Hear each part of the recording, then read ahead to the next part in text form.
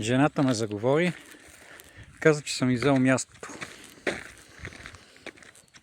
Приличаше на чужденка, но се оказа българка. Идвала си от Норвегия, 17 години била там. Гледала старци. В България била певица от Балкан Тон. Възрастните ги качвали на една релса. Е така. И за да не ги дигат. Говорихме си за всичко.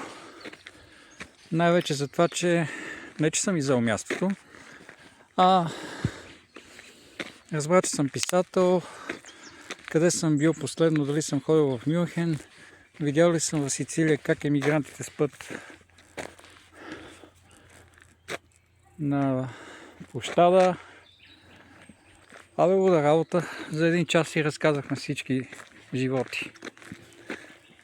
Най-интересното е, че баща й, като си тръгвал от този свят, защото покрай моята книга отказах да умра, и казал, че имала много братчета и сестричета. Тя попитала как. Вика, като ходех на санаториумите и оплождах бездетните майки. Та такива истории влакови.